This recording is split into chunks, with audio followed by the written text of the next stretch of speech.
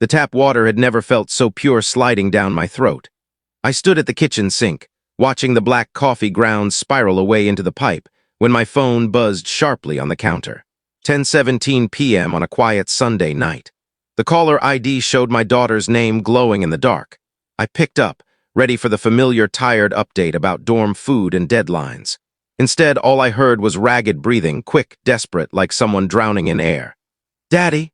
The single word cracked like thin ice. I had never once heard that tone from her, not in 20 years of scraped knees and teenage storms. My fingers tightened around the marble edge of the counter, grounding me while everything else tilted. "Ara, baby, breathe. Tell me what's happening. Where are you?" A choked gasp, then the frantic clack of laptop keys. I borrowed Mom's old MacBook for an essay, and I found a folder buried deep. It's labeled recipes, but Dad, it's not recipes. It's spelled wrong on purpose. My pulse slowed to something thick and metallic. I said nothing. I simply waited. It's pictures, hundreds of them, Mom with some guy. The room didn't spin. It just stopped. 22 years of marriage, soccer schedules, mortgage payments, Sunday pancakes, all of it crystallized into one perfect, poisonous lie. Ara kept talking, words tumbling over each other, but they reached me underwater. I felt no explosion of anger yet, only a scalpel-sharp focus. "Who is he, sweetheart?" My voice came out flat, almost gentle. She couldn't say the name, the betrayal was too big for her mouth. So I coaxed it out piece by piece.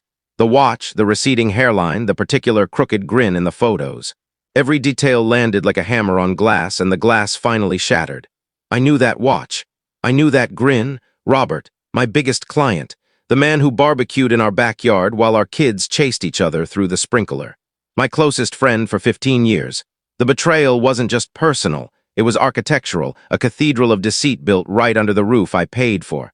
The next 3 hours passed in eerie calm. I drove the 200 miles to campus with the windows down and the radio dead. Ara sat beside me, clutching the laptop like it might bite her. We didn't speak. When we reached the house, our house, Sarah's museum of carefully curated normalcy, we moved like thieves.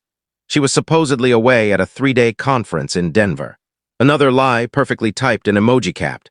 I walked straight to the living room, took the laptop from Ara's trembling hands, and plugged it into the 85-inch television that Sarah had insisted we buy for family movie nights.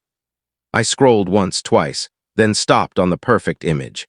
Sarah and Robert on some turquoise beach I'd never been invited to, sun-kissed, laughing, his arm possessive around her waist, the glint of that obscene watch catching the light like a wink. I made it fill the entire screen. 8 feet of undeniable truth glowing in 4K, then I lowered the lights until the room felt like a courtroom. We packed quietly. Birth certificates, the emergency cash envelope from the safe, her favorite childhood bear that still smelled faintly of our old laundry detergent.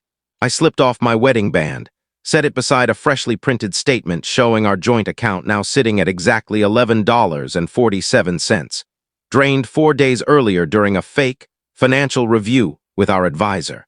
Preparation is everything when the other side has had years to rehearse. We left no note, no voicemail, no dramatic scene. Just 2 suitcases, the echo of the front door clicking shut, and that massive photograph burning silently on the television like a funeral pyre. We drove east until the city lights were a memory. 4 states later, we rented a plain 1-bedroom above a seafood shack in a town no one visits off-season. I hung a new shingle, A. Dowen Consulting, no website yet, cash only. Ara transferred schools online. We learned the new rhythm of grocery runs and quiet dinners and the particular hush that falls when 2 people decide never to mention certain names again. Sarah never called, not once. That silence spoke louder than any tearful apology ever could have.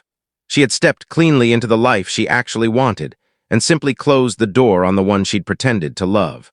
31 days later, my cheap burner phone vibrated on the nightstand. 1 new message, unknown number, 3 words, no punctuation, he's not breathing. The tiny screen lit the dark room like a flare. Robert. I stared at the letters until they stopped making sense, then started making perfect sense. It wasn't a plea for help. It was the sound of her new castle collapsing in real time. She hadn't reached out because she was too busy watching her real future flatline on a gurney somewhere. I deleted the text, set the phone face down, and walked to the window. Salt air drifted in through the screen. Far out on the horizon, the first fishing boats blinked awake. A slow, warm wave rolled through my chest, Not triumph, not even satisfaction, just the deep, clean relief of a debt finally settled by the only accountant who never lies. Consequence, I had done nothing but turn on the lights. She was the one who couldn't stand what she saw in the mirror. Outside, the tide pulled back from the shore with its ancient, indifferent patience. For the first time in months, I slept straight through the night.